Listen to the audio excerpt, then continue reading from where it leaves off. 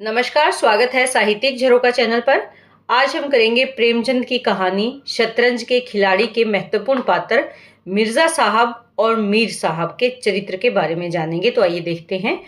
देखिए, प्रश्न पेपर में आ सकता है तो आप इसे बहुत ध्यान से करें। किसी एक के बारे में भी पूछा जा सकता है और दोनों के बारे में भी पूछा जा सकता है। यहाँ पर दोनों को इकट्ठे ही इनके चरित्र का चित्रण मैं कर रही हूँ क्योंकि दोनों के चरित्र की विशेषताएं लगभग समान है। तो सबसे पहले आप एक भूमिका बनाएंगे, जैसे हम हमेशा बनाते हैं कि शतरंज के खिलाड़ी मुंशी प्रेमचंद की एक महत्वपूर्ण कहानी है। इसे ऐतिहासिक तथा यथार्थवादी कहानी कहना अधिक उचित होगा। तो इस तरह एक भूमिका। मिर्जा साहब और मीर साहब इसके दो प्रमुख पात्र हैं, क्योंकि कहानी का कथानक इन दोनों चरित्रों के इर्द गिर्द ही चक्कर काटता है या घूमता है। इनके चरित्र की विशेषताओं की अगर बात करें तो वो हम इस प्रकार से व्यक्त कर सकते हैं, जिसमें सबसे पहले इनके व्यक्तित्व का चित्रण या व्यक्तित्व कैसा था। देखिए, मीर साहब की अगर बात करें तो मीर साहब का पूरा नाम क्या है? मीर रोशन अली। और मिर्जा साहब का पूरा नाम क्या है? मिर्जा सज्जाद अली इनका पूरा नाम है, ये आप ध्यान में रखेंगे। दोनों ही वाजिद अली शाह के ज़माने के नवाब हैं और दोनों के पास खानदानी जागीरें हैं। उन्हें आजीविका की कोई चिंता नहीं। उनके पास घर में नौकर चाकर और सुंदर मकान भी हैं। परंतु दोनों को क्या खेलने का शौक है? शतरंज खेलने का व्यसन, यानी एक नशा है शतरंज का। दूसरी अगर बात करें, शतरंज के शौकीन हैं।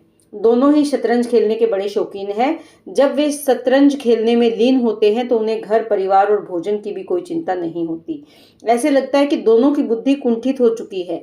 शतरंज खेलने के लिए वे भूखे भी रह सकते हैं। भले ही दोनों वाजिद अली शाह के नवाब हैं, लेकिन इन्हें न तो बादशाह की चिंता और ना ही राज्य की।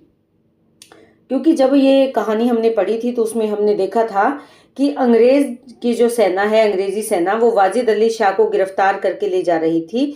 तब भी वो अपने खेल में ही मस्त रहे। तो इससे हमें क्या पता चलता है कि वो कैसे हैं? केवल और केवल अपने खेल से उनको मतलब है, केवल शतरंज से उनको मतलब है।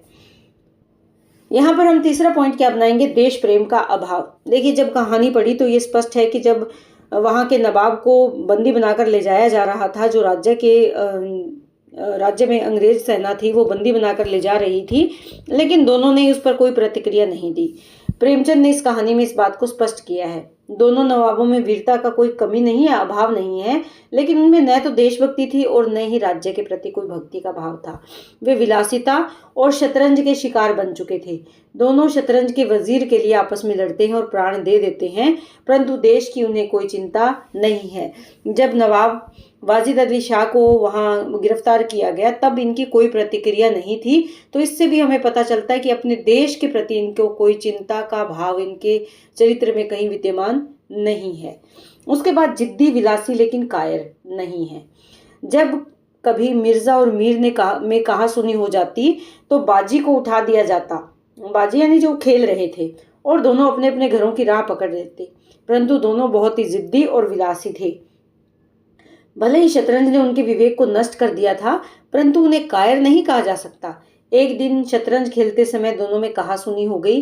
इस कहासुनी में दोनों ने तलवार निकाल ली और एक दूसरे पर प्रहार करने लगे और शीघ्र ही वहीं ढेर होकर मृत्यु के ग्रास बन गए। दोनों ने एक दूसरे की हत्या कर दी और दोनों वहीं पर अपने उसी शतरंज के खेल को केंद्र में रखकर उसी के कारण दोनों में लड़ाई हुई। उन्हें देश की चिंता नहीं है जहां तख्ता पलट हो रहा है, बल्कि अपने शतरंज की चिंता है जहां एक प्यादे के लिए दोनों एक दूसरे की जान ले लेते हैं। तो इससे हमें पता चलता है कि वो कायर तो नहीं है, क्योंकि अगर कायर होते तो एक दूसरे को नहीं मार पाते, लेकिन जिद्दी हैं और विलासितापूर्ण जीवन जीने के शौकीन हैं। तो इन बातों से स्पष्ट होता है कि मिर्जा और मीर दोनों तत्कालीन विलासी जीवन के आदी थे। उन्हें न तो अपने देश की, न बादशाह की और न ही घर परिवार की चिंता थी।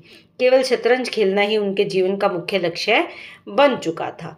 तो इस प्रकार आप इसका चरित्र चित्रण कर सकते हैं। दोनों में से किसी का भी पूछा जाए, दोनों का एक तो पूरा नाम आपको पता होना चाहिए, दूसरा जो हमने यहाँ ये बिंदुओं के माध्यम से उनके चरित्र को अभिव्यक्त किया है उसको आप ध्यान से करें। तो बहुत बहुत धन्यवाद।